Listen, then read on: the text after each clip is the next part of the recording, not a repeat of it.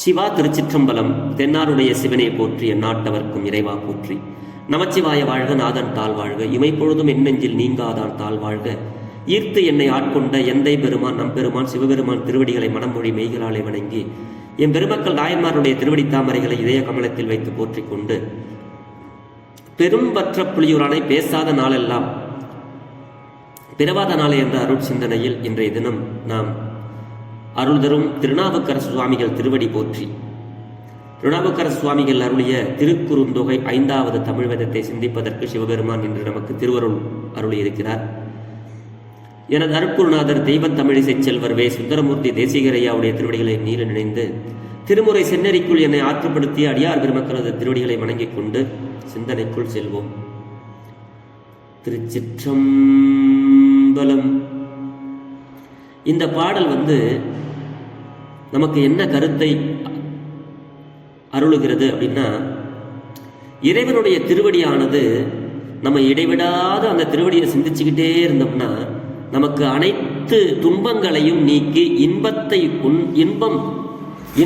அருளக்கூடியது, இன்பத்தை மட்டுமே அருளக்கூடியது அப்படின்னு நமக்கு நாவுக்கரசு சுவாமிகள் இங்கே அருளுகிறார்.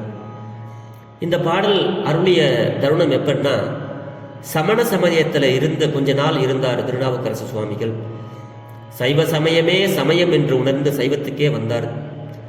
அவங்கெல்லாம் தப்பா நினைச்சுக்கிட்டாங்க, நம்ம சமயத்திலிருந்து அவர் கத்துக்கிட்டு அந்த சமயத்துக்கு போயிட்டார், சைவத்துக்கே போயிட்டாருன்னு.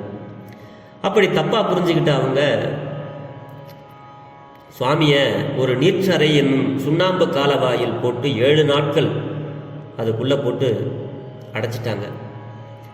அந்த உள்ள போட்டு சுண்ணாம்பு காலவாயை பற்ற வச்ச உடனே சுவாமி சிவபெருமானுடைய திருவடியை மட்டுமே அவர் நினைச்சிட்டு இருந்தார். அப்படி நினைச்சுக்கிட்டு இருந்த அவருக்கு அந்த சுண்ணாம்பு காலவாய் எப்படி இருந்ததுன்னா, சிவபெருமானுடைய திருவடி நிழல்ல இருக்கிற மாதிரியே இருந்ததுதான். என்னுடைய தந்தையாகிய இறைவனாகிய என் தந்தையினுடைய சிவபெருமானுடைய திருவடி நிழல் குற்றமற்ற அந்த வீணையின் நாதம் அப்படி லேசா பண்டுகள் ரிங்காரம் பண்ற மாதிரி வீணையினுடைய நாதம் அப்படியே ஒரு மெல்லிதா ஒரு சவுண்டு மட்டும் கேட்டுக்கிட்டே இருந்ததுதான். இந்த மத்தியான நேரத்தில் மத்தியான நேரம் முடிஞ்சு சாயந்தரமா ஒரு 5:30-6 மணி வாக்கில் எப்படி குழு குழு குழு குழுன்னு இருக்குமோ அந்த மாதிரி மாலையிலே தோன்றிய அந்த ஒரு காத்து அழகா வீசுமா. அப்படி மாலையிலே தோன்றிய அந்த நிலா மேலே வருது அப்படியே. அதெல்லாம் சுவாமி நமக்கு வர்ணனை செய்கிறார். அந்த நிலாவினுடைய தன்மையையும் 6 மணிக்கு பிறகு அப்படியே வீசுதான் காத்து தென்றலா. அப்படி வீசுகின்ற தென்றலின் சாயலும் செறிந்து அந்த இளவேனில் மாட்சியும் ஒலிக்கும் வண்டுகள் மொய்க்கும். பக்கத்துல ஒரு பூந்தோட்டம், அந்த பூந்தோட்டத்துல வண்டுகள் எல்லாம் தேனெடுக்கிறதுக்காக மொய்க்குது. பக்கத்துல ஒரு பெரிய பொய்கை, அதுல ஒரு குளிர்ச்சி, அந்த ஏரியில பட்ட அந்த காத்து சிலு சிலுன்னு அப்படியே அடிக்கிற மாதிரி. இப்படி இன்பம் பயப்பதாகும்.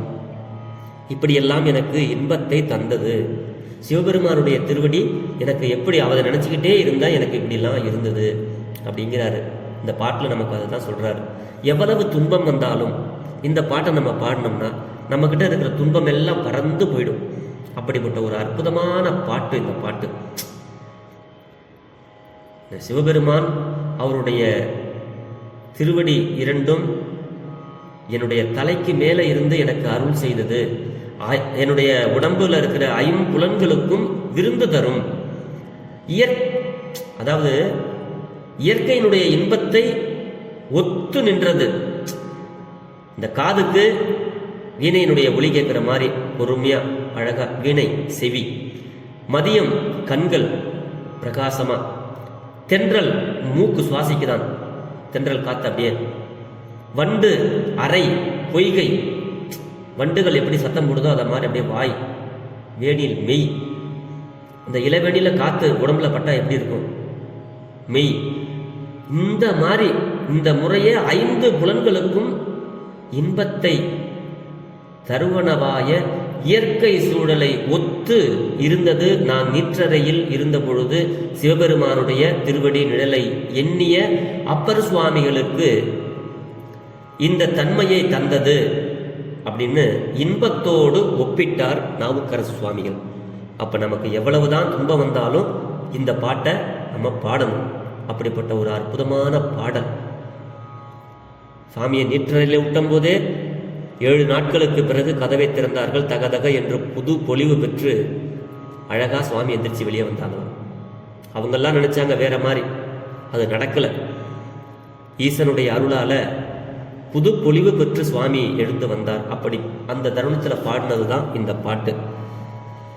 இந்த பாட்டை பாடுற தெரிந்த அளவில் திருச்சிற்றம்பலம்.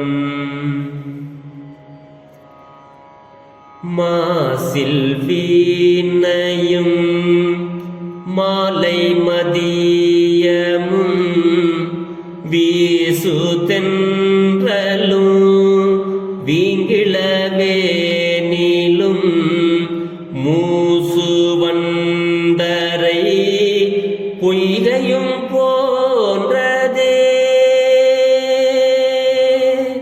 மூசு வண்டரை பொய்கையும் போன்றதே.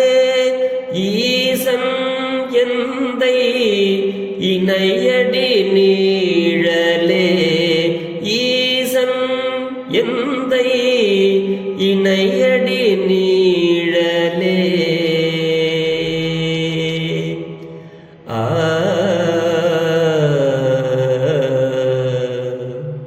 திருச்சிற்றம்பலம். இதுதான் இந்த பாடல். எல்லோரும் எளிமையாக பாடக்கூடிய பாடல். தெரிந்த வண்ணம் பாடுங்கள். சிவபெருமானுடைய திருவடி நிழல் எப்படி இருக்குங்கிற இன்பத்தை நீங்களும் அனுபவிங்கள். இந்த பாட்டினுடைய கருத்தை சொல்லும் பொழுதே நமக்கு இந்த வீணையினுடைய ஓசை எப்படி இருக்கும், முழு நிலவாக இருக்கிற மதியம் எப்படி இருக்கும், அந்த நைட்டில் நிலவோடு